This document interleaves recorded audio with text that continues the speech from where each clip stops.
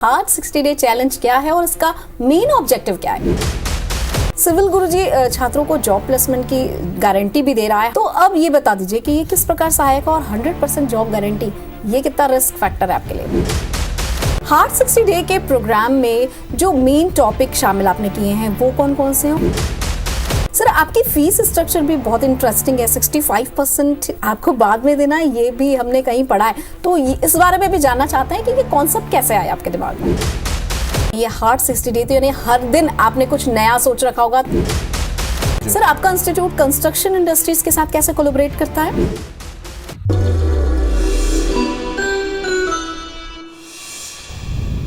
नमस्कार, करियर और एजुकेशन से जुड़े हमारे खास कार्यक्रम गाइड में आपका स्वागत है। मैं हूं डॉक्टर आकांक्षा। एक ऐसा पाठ्यक्रम जो दिला सके आपको आपका मनचाहा रोजगार, ये तो हम सबकी चाहत होती है। पेरेंट्स भी यही चाहते हैं, स्टूडेंट्स भी यही चाहते हैं, और पाठ्यक्रम का चयन भी हम ऐसा ही करते हैं जिससे हमें रोजगार मिल सके। आज इस विषय पर हम बात करने वाले हैं और एक बहुत इंटरेस्टिंग टॉपिक लेकर हम हाजिर हैं। तो चलिए शुरू करते हैं अपना खास कार्यक्रम गाइड।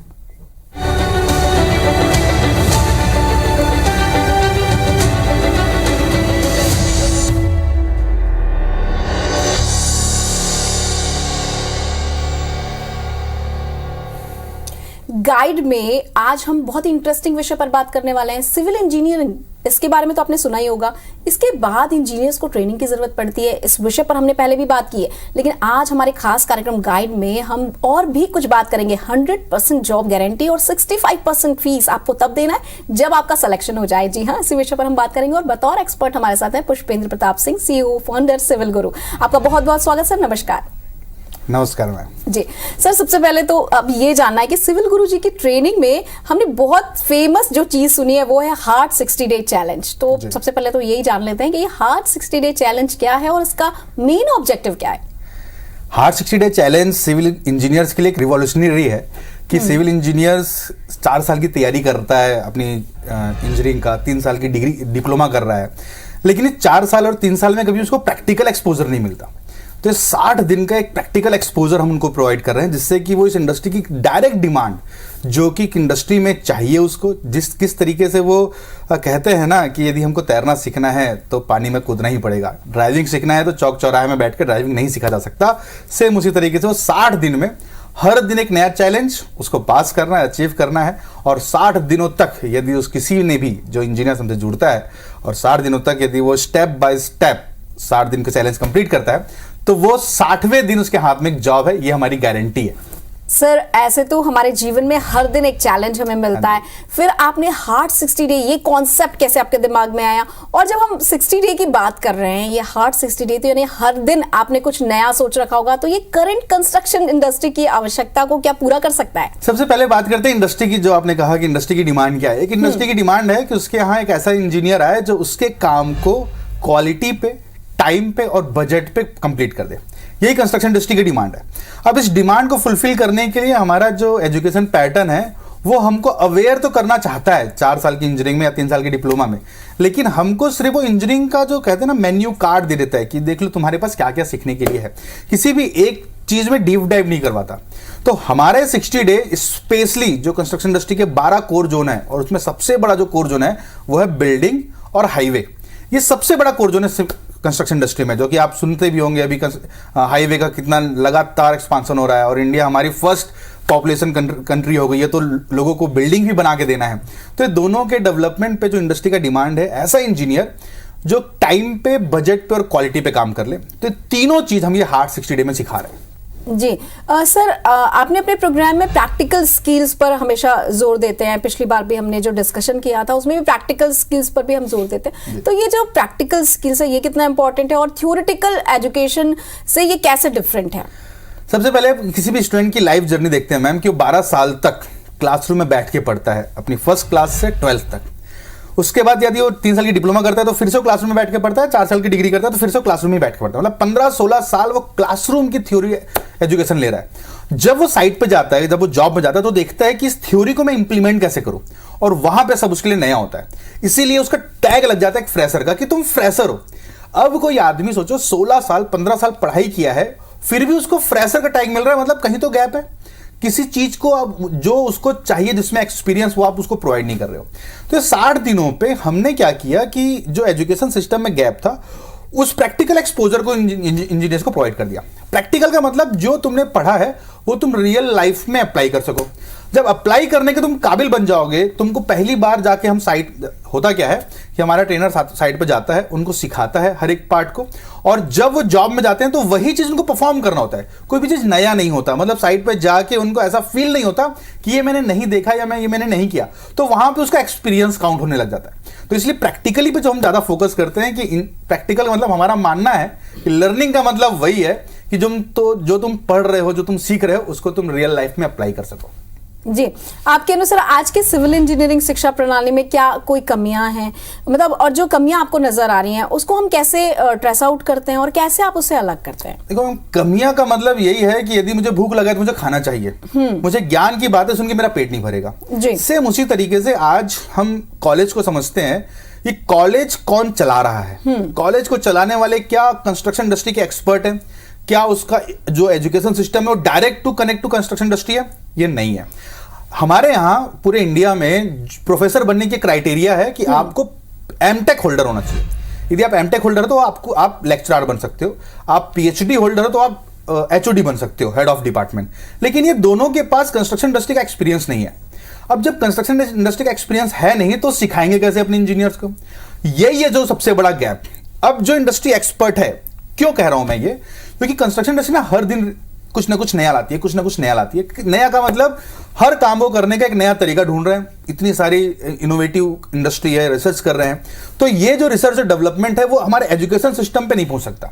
इस एजुकेशन सिस्टम को समझते हैं कि इतना बड़ा इंडिया है, इतने बड़े इंडिया में एजुकेशन को पहले तो शेड्यूल बनाना, क्या पढ़ाना है, उसके बाद ट्रेनर बनाना, क्या सिखाना है। जैसे ये ट्रेनर 4-5 साल में बनते हैं, इंडस्ट्री का एजुकेशन, जो इंडस्ट्री का डिमांड है वो चेंज हो गया।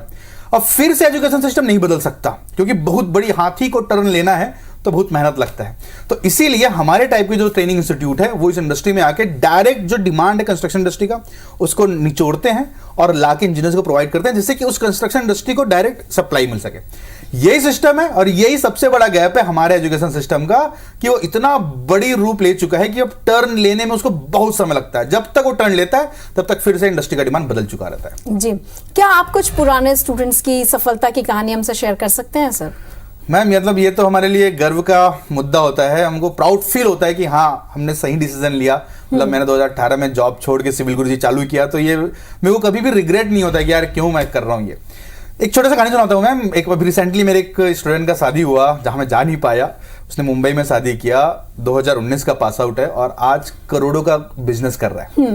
एक बिहार का लड़का है, एक यही अंबिकापुर का लड़का है जो करोड़ों के टेंडर्स कर रहे हैं। जी, मेरे से पढ़े हुए हैं सब। रिसेंटली 2018, 2019, 2020 के पास आउट लड़के हैं।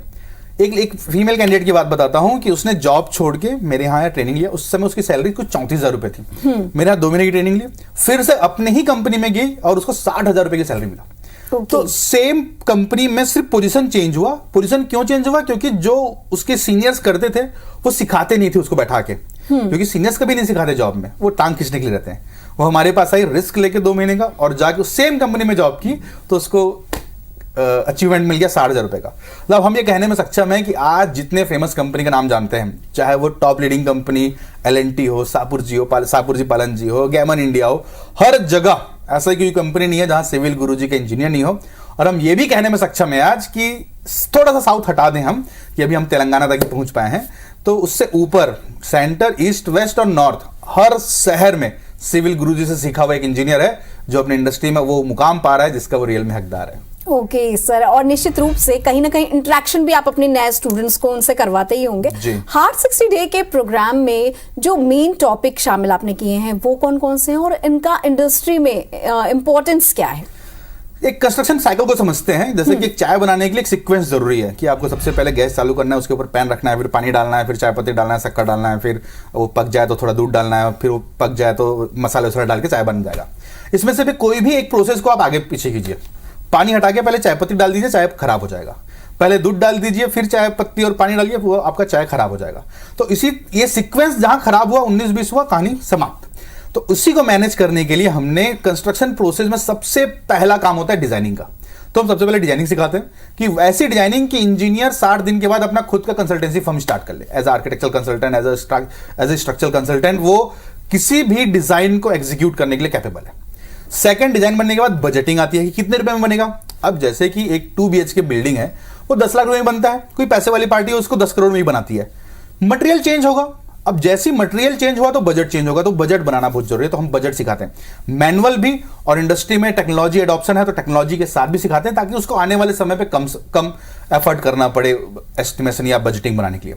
बजटिंग बन गई तो साइड में जाके सर्वे करना है कि लैंड का नेचर कैसा है, सॉइल को कटिंग करना पड़ेगा या उसमें फिलिंग करना पड़ेगा, उसका लेआउट करना पड़ेगा। अब इतने बड़े बड़े टाउनशिप है 100 एकड़ के 50 एकड़ के, तो उसका लेआउट करना पड़ेगा, कहाँ पे कौन सी प्लॉट आना है, एक प्लॉट में कॉलम कैसा आएगा वो सिखाते हैं हम उसको फील्ड पे। हर एक वर्क का मतलब साइट क्लीनिंग, जमीन को साफ करने से लेके ताला लगाने तक जो की हैंडओवर की बात करते हैं, हर एक स्टेप में उसकी क्वालिटी कैसे होगी, कैसे चेक करोगे आप, काम होने से पहले, काम होते वक्त, काम होने के बाद, ये सिखाया जाता है। साथ ही साथ जब काम चालू करोगे तो मटेरियल परचेस करना पड़ेगा। अब मटेरियल परचेस करना पड़ेगा तो हम पूरे बिल्डिंग का मटेरियल एक साथ तो खरीदेंगे नहीं, एक प्लानिंग के हिसाब से खरीदेंगे। तो 7 दिन का प्लानिंग, 1 महीने की प्लानिंग में कितना मटेरियल चाहिए जिससे कि हमारा मनी ब्लॉक ना हो, उतना ही मटेरियल परचेस करें जितना हमको रिक्वायर्ड है हमारे प्लानिंग के हिसाब से। तो क्वांटिटी सर्वे सिखाते हैं हम कि वो सही मटेरियल सेलेक्ट कर पाए, सही क्वांटिटी में मटेरियल सेलेक्ट कर पाए। उसके बाद हम सिखाते हैं उनको बार बेंडिंग शेड्यूल, क्योंकि स्टील सबसे महंगा प्रोडक्ट है कंस्ट्रक्शन में। 1 मीटर भी स्टील वेस्ट हो रहा है मतलब आप वहां पे 50-100 रुपए नुकसान कर रहे हो। तो उस स्टील का कटिंग बार सिखाते हैं कि बार बेंडिंग शेड्यूल। अब आप कॉन्ट्रैक्टर से काम करवा रहे हो तो उसको पेमेंट भी करना है, अब पेमेंट करना है तो बिलिंग करना पड़ेगा, तो बिलिंग भी सिखाते हैं। तो बिल्डिंग कंस्ट्रक्शन का और हाईवे कंस्ट्रक्शन का कंप्लीट डिटेल में डिजाइनिंग, एस्टिमेशन, क्वांटिटी सर्वे, बार बेंडिंग शेड्यूल और बिलिंग, ये पूरा काम हम सिखाते हैं, इंक्लूडिंग फील्ड विजिट के साथ। कि आपको मुद्दा यह प्रैक्टिकल कि आपको क्लासरूम में तो कम, फील्ड में ज्यादा खड़े रह के काम करना है। बिल्कुल, और क्योंकि ये फील्ड बहुत ज्यादा फील्ड वर्क से जुड़ा हुआ है, इसलिए बहुत ज्यादा इसका एक्सपीरियंस्ड होना बहुत जरूरी है। सर, आपकी फीस स्ट्रक्चर भी बहुत इंटरेस्टिंग है, 65% आपको बाद में देना है, ये भी हमने कहीं पढ़ा है। तो इस बारे में भी जानना चाहते हैं कि ये कॉन्सेप्ट कैसे आया आपके दिमाग में? हमने जो फील किया मैम, ये बच्चा हमारे पास तब आता है जब वो पूरी दुनिया से थक चुका रहता है। वो 4 साल की डिग्री कर चुका है, पैसा दे चुका है कॉलेज में, हो सकता है कि वो 3-4 साल गवर्नमेंट की तैयारी भी करके थक चुका है, क्योंकि हमारा यहाँ रिवाज है कि इंजीनियर है तो उसको गवर्नमेंट की तैयारी करना है, जबकि पता है सिलेक्शन नहीं होगा, 0.03% का सिलेक्शन होना है इस इंडस्ट्री में गवर्नमेंट जॉब के लिए, लेकिन फिर भी एक इंजीनियर 3-4 साल अपना खराब करता है। तो पूरा निचोड़ लेते हैं इंडस्ट्री, फिर वो हमारे पास आता है। तो हमारा यही प्रयास होता है कि उनके पेरेंट्स के पॉकेट पे ज्यादा लोड ना दे, क्योंकि पेरेंट्स बेचारे मजबूर हैं अपने बच्चे को कहीं ना कहीं करियर अचीव कराने के लिए। तो हमारा मानना है कि पेरेंट्स से हम उतना ही पैसा चार्ज करें जितना हमको सिस्टम चलाने में जरूरत पड़ता है। सिस्टम को रन करने के लिए हम उनसे 35% फीस लेते हैं कि आओ हमारे पास पढ़ो। हमारा अचीवमेंट तभी है जब वो सक्सेस करेंगे।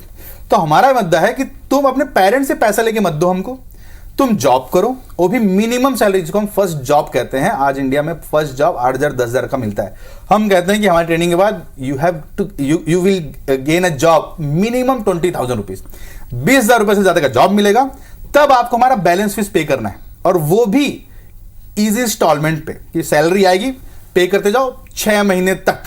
अब इसके पीछे का मुद्दा हमने जो फील किया कि क्या होता है कि जब पेरेंट्स पैसा देते हैं ना कॉलेज में, तो एक साथ पेरेंट्स पैसा दे देता है, बच्चा वहां मार्क्स भंग कर रहा है, महीने भर स्कूल नहीं जा रहा है, कॉलेज नहीं जा रहा है, तो बच्चे को पता नहीं होता एक दिन का कॉस्ट क्या है, कि एक दिन में कितना रुपया खर्चा हुआ। लेकिन जब वही बच्चा अपने जेब से निकाल के चाय वाले को पैसा देता है ना मैम, कि 5 रुपए का चाय है और उसने 10 रुपए निकाल के दिया है, तो काउंटर में तब तक खड़ा रहता है जब तक वो 5 रुपए वापस ना कर दे। लेकिन लाखों रुपए पेमेंट कर चुका है कॉलेज में, उसका हिसाब किताब उसको नहीं पता होता। तो ये जो ह्यूमन नेचर है, इसको हमने फील किया कि यार बच्चों से पैसा लेते हैं, जब बच्चा अपने पॉकेट से निकाल के हमको 6 महीने तक पेमेंट करता है, तो सोचता है यार पैसा दे रहा हूं और सीख लेता हूं। तो हम उनको और सपोर्ट करते हैं कि तुम्हारा जो हमारा सर्विस है वो सिर्फ 60 दिनों तक नहीं है, 60 दिनों के बाद हम 2 साल तक उसको हैंड होल्डिंग सपोर्ट दे रहे हैं कि जॉब रियल प्रॉब्लम जॉब में आएगी। जब वो जॉब करेगा उस समय उसको जो भी दिन भर में डाउट आ रहा है, वो हमको शाम को 7 से 8 हम लाइव सेशन रखते हैं, शाम को 7 से 8 आए और हमसे पूछे। क्यों पूछे? क्योंकि वो शर्माता है अपने सीनियर से पूछने के लिए, और वो पूछेगा क्यों? जब वो अपने जेब से पैसा देगा ना, तो उसको वसूलना है कि भाई पेमेंट जा रहा है, मेरे जेब से जा रहा है। तो जब उसके जेब से पेमेंट निकलता है तो हमसे पूछता है, हम उसको सॉल्यूशन देते हैं, मतलब वो और इंप्लॉयबल बनता है। और यही हमारा मिशन है to make civil engineers employable, और हमारे मिशन से अलाइन करके हमने फीस पैटर्न को डिजाइन किया है। जी बिल्कुल, आपने बहुत सही तरीका अपनाया है अपने स्टूडेंट्स को समझाने का। वैसे सर, सिविल गुरुजी छात्रों को जॉब प्लेसमेंट की गारंटी भी दे रहा है, 100% जॉब गारंटी लिखा है आपने। तो अब ये बता दीजिए कि ये किस प्रकार सहायक है, और 100% जॉब गारंटी ये कितना रिस्क फैक्टर है आपके लिए?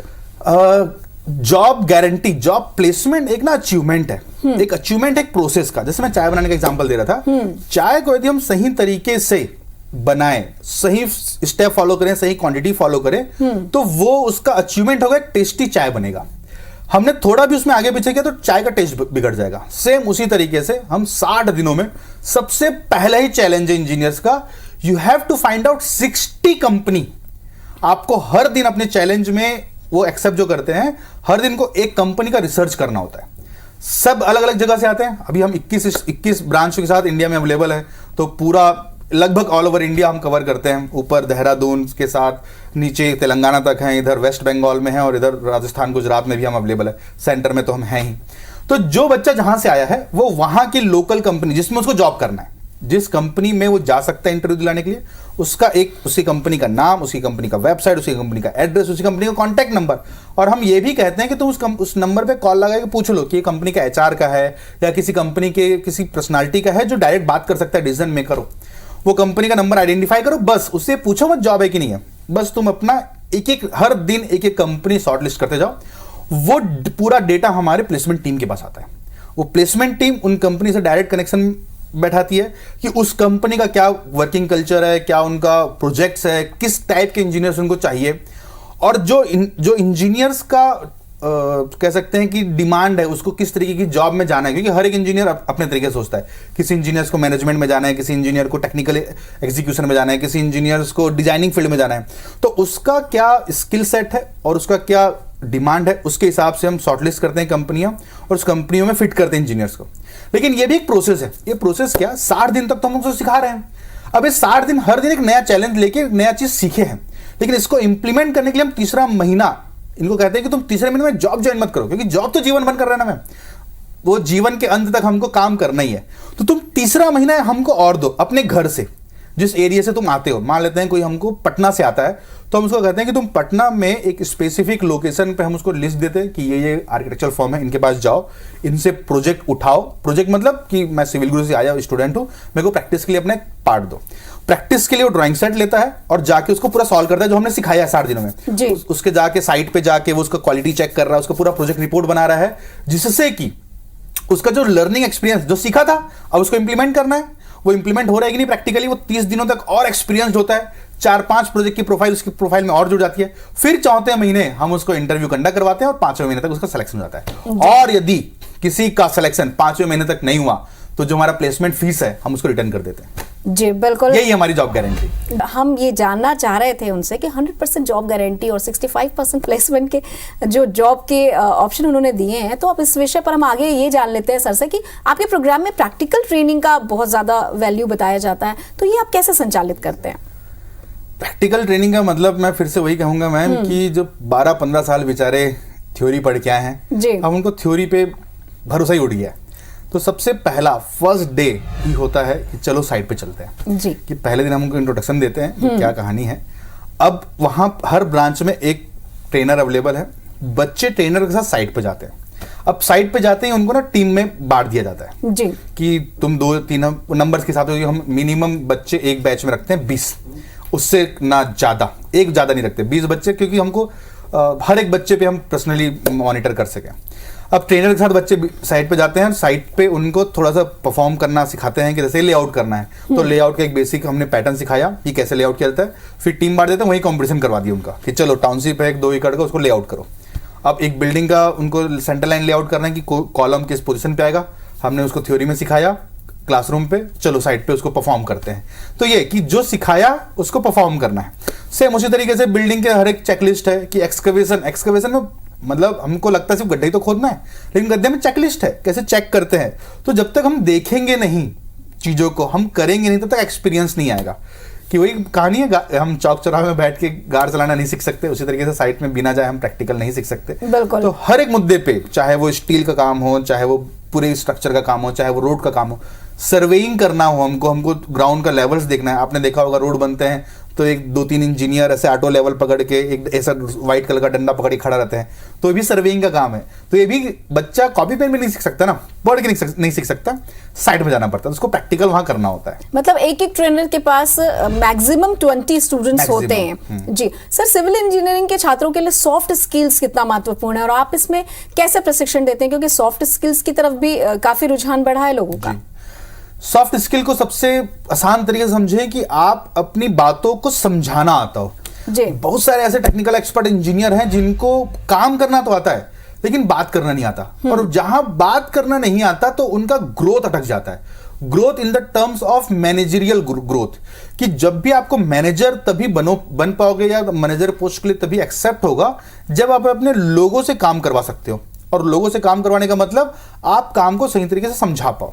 जी। इसके लिए हम क्या करते हैं कि हमारे जो 4 घंटे की ट्रेनिंग मॉड्यूल होती है, सुबह 9 से 1 और शाम को 2 से 6, ये अलग अलग बैच है। पहले महीने मॉर्निंग शिफ्ट होता है, सेकंड मंथ इवनिंग शिफ्ट में आना होता है उनको। तो 9 से जो एक क्लास है उसमें 9 से 9:30 जो आधे घंटे का टाइमिंग है उसमें हम नहीं पढ़ाते। हम 3 से 4 बच्चों को क्लासरूम के सामने लाते हैं, उनको 8-8, 9-9 मिनट का टाइम मिलता है कि हर एक बच्चा आज तक क्या पढ़ा वो, जैसे कि सेकंड डे की क्लास में है तो फर्स्ट डे उसने क्या पढ़ा, थर्ड डे की क्लास में है तो फर्स्ट 2 डेज उसने क्या पढ़ा, उसका प्रेजेंटेशन देगा। 5 से 6 मिनट वो प्रेजेंटेशन देता है और 2-3 मिनट जो 15-17 बच्चे क्लास में बैठे ना, ये रैपिड फायर क्वेश्चन करते हैं। इससे क्या होता है कि उसका जो स्टेज फियर है कि आज तक उसने कभी स्टेज में नहीं गया, उसने कभी फेस नहीं किया किसी भी सिचुएशन को, वो 60 दिनों तक वो एक के बाद एक उसका जो स्टेज फियर खत्म हो जाता है, जिससे कि इंटरव्यू क्रैक करना बहुत आसान हो जाता है। कि उसके पास पोर्टफोलियो तो बहुत तगड़ा है, उसको आता सब काम है, लेकिन वो समझा नहीं पाया इंटरव्यूअर को, तो वहां पे उसका गेम खराब हो जाएगा। क्योंकि 10 से 15 मिनट मिलना है एक इंटरव्यू के लिए, तो उस 10 से 15 मिनट के इंटरव्यू के लिए हम 60 दिन की ट्रेनिंग प्रोवाइड करते हैं कि वो आसानी से अपनी चीजों को एक्सप्लेन कर सके। जी बिल्कुल, यानी कि कम्युनिकेशन स्किल भी काफी स्ट्रांग हो जाती है और 2 वे कम्युनिकेशन से और क्वेश्चन फायर करने से भी एक कॉन्फिडेंस तो डेवलप होता ही है। सर, आपका इंस्टीट्यूट कंस्ट्रक्शन इंडस्ट्रीज के साथ कैसे कोलैबोरेट करता है? कि जो मैं कॉलेज की प्रॉब्लम बता रहा था मैम, कि कॉलेज की प्रॉब्लम यही है कि उसका जो करिकुलम है वो कंस्ट्रक्शन इंडस्ट्री की डिमांड के साथ अलाइन नहीं है। जी। तो हम क्या करते हैं, जो बच्चे कांटेक्ट नंबर लेके आए कंपनी का, उनसे डील कर रहे हैं, डिस्कस कर रहे हैं। अब यदि उस कंपनी का जो नीड है वो डायरेक्ट हमसे अलाइन हो जाता है, कि जो हमारा कोर्स करिकुलम है उससे डायरेक्ट अलाइन हो जाता है, तो हम उनसे कोलैबोरेट कर लेते हैं कि आने वाले फ्यूचर में जब भी आपको इंजीनियर की जरूरत होगा तो सबसे पहला प्रेफरेंस आप हमको देना, क्योंकि हम आपके पास शॉर्ट लिस्टेड करके इंजीनियर भेजेंगे। प्लस आपको किसी जगह पे, क्योंकि कंस्ट्रक्शन कंपनी भी तो जूझ ही रही है बेचारे, तो कंस्ट्रक्शन कंपनी को किसी जगह पे सपोर्ट की जरूरत होती है तो सिविल गुरुजी उनको सपोर्ट कर देता है for the purpose of aligning project management. कैसे प्रोजेक्ट मैनेजर को अलाइन करें, किस तरीके से वहां क्वालिटी चेक का परफॉर्म किया जाए, क्योंकि हमारा इंजीनियर गया तो हमारा पूरा डॉक्यूमेंटेशन लेके जाता है। अब उस कंपनी में वो काम कर रहा है, उस कंपनी में कोई भी समस्या है तो हमको हमारे डाउट सेशन जो शाम को करते हैं अपन लाइव सेशन, वहां पे आगे पूछ लेते हैं, जिससे कंपनी को भी सपोर्ट मिल जाता है। इसलिए कंपनी हमसे डायरेक्ट टाई अप कर ले रही है कि इंजीनियर भी हमसे लेंगे, सपोर्ट भी हमसे लेंगे। प्लस कुछ कंपनी ऐसा है जो हमारे जो मैंने बताया था कंस्ट्रक्शन इंडस्ट्री में 12 कोर जोन होता है, जिसमें हम 2 कोर जोन को ट्रेनिंग प्रोवाइड कर रहे हैं, बिल्डिंग और हाईवे। 8 कोर जोन नहीं प्रोवाइड करें जो कि अलग अलग तरीके से काम करते हैं। अब जैसे किसी को सोलर एनर्जी पे काम करना है, वो चाह रहा है कि हमसे इंजीनियर ले ले, लेकिन हम उसकी ट्रेनिंग प्रोवाइड नहीं कर रहे, तो हम क्या करते हैं, उसकी पूरी नीड समझते हैं कि एक्चुअल में उसकी नीड क्या है, और उस नीड को हमारा जो यूट्यूब प्लेटफॉर्म है, सोशल मीडिया में हम बहुत तगड़े हैं, सोशल मीडिया प्लेटफॉर्म से हम उसका अवेयरनेस कैंपेन चलाते हैं कि किस किस तरीके से काम होता है, क्या उसकी चेकलिस्ट है, हम वहां से उस कंपनी को सपोर्ट कर देते हैं। जी बिल्कुल, ऑनलाइन प्लेटफॉर्म पे फ्री में ट्रेनिंग प्रोवाइड कर दिए और वहां से इंजीनियर हमारे पास शॉर्टलिस्ट हो गए कि कौन कौन चाहता है वहां करना, और वहां से हम उनको पहुंचा देते हैं। जी बहुत बहुत शुक्रिया सर, इतनी अच्छे से इन सारी चीज़ों को एक्सप्लेन करने के लिए। ये जो हार्ड 60 डे प्रोग्राम आपने मॉड्यूल बनाया है, आपने उसके एक एक बारीकी को हमें बहुत अच्छे से समझाया। हम आशा करते हैं कि जो भी सिविल इंजीनियर्स हैं जिन्हें जॉब की रिक्वायरमेंट है, उनके लिए काफ़ी मार्गदर्शन वाला डिबेट है, और आपने हमें समय दिया, इसके लिए बहुत बहुत शुक्रिया। गाइड में हम आशा करते हैं कि हमारे दर्शकों को इसका लाभ जरूर मिलेगा। किसी और विषय के साथ होगी मुलाकात, कीजिए इंतजार। नमस्कार। Thank you.